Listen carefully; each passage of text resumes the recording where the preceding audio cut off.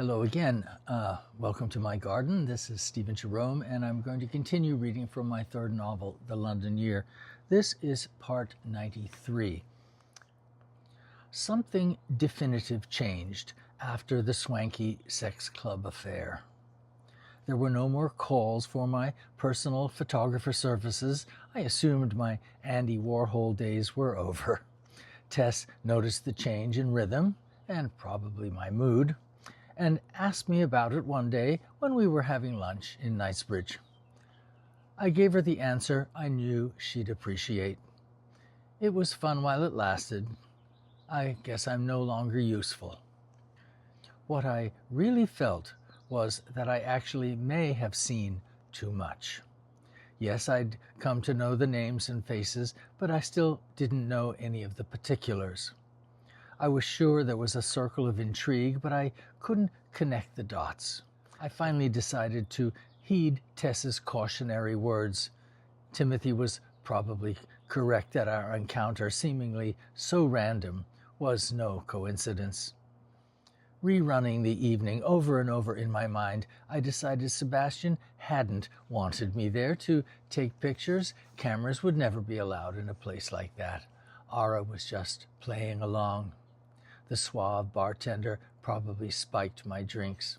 Sebastian was showing off to demonstrate his reach. I, too, can connect the dots, and I know where you live. It was all about power, just as Timothy said. We were useful pawns to play or be promoted to last rank and ultimately be removed or routed out from the board. Gracie gave no clue as to what was or wasn't up. She was flat hunting, a complete decampment imminent.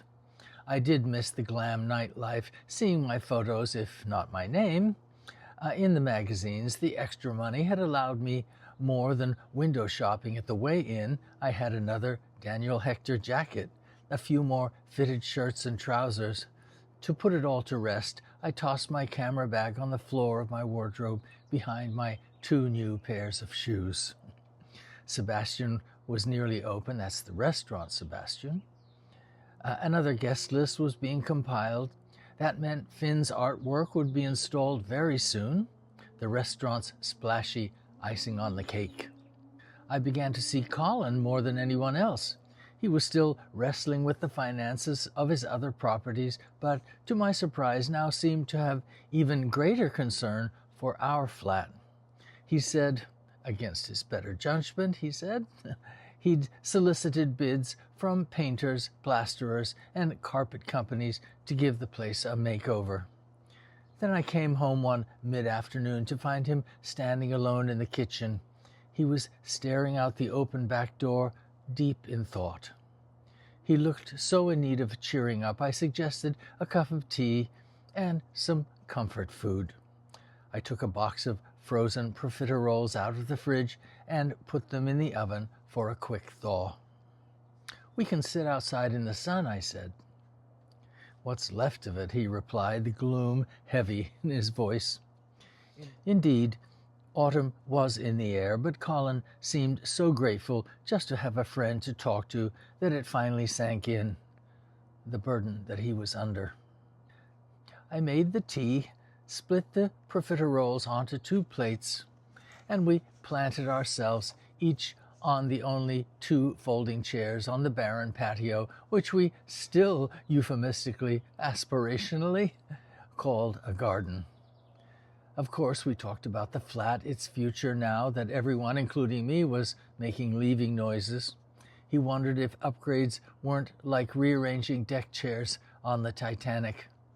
I also heard it first when he told me Finn was moving out once he got final payment for Sebastian's portrait.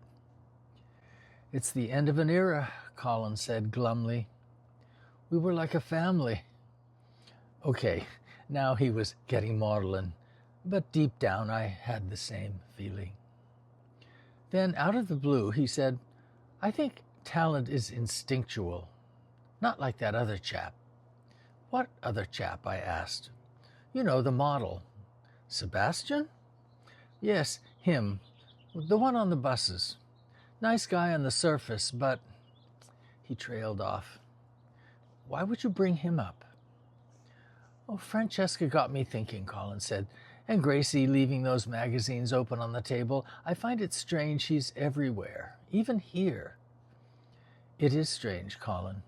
And there's more to him than buses, I can tell you that. He sighed. And there's more to me than this wretched flat, but it may be my only way to solvency. Well, how do you mean? I asked. To ward off the marauders, as Francesca put it. Then I remembered the hostile takeover. You're going to sell? This was leading things further than I thought. I may have to, Terry. The bank likes their offer, whoever they are. It was such a good deal when I bought it, but suddenly I'm being priced out. How did that happen? I'll be back to square one, all the deal making. I almost don't see the point. I wasn't sure whose point he was talking about, but no doubt somebody was profiting. Okay, I'll leave it there. Good place to stop. I'll continue tomorrow. Thank you for following along with the London Year. Bye-bye.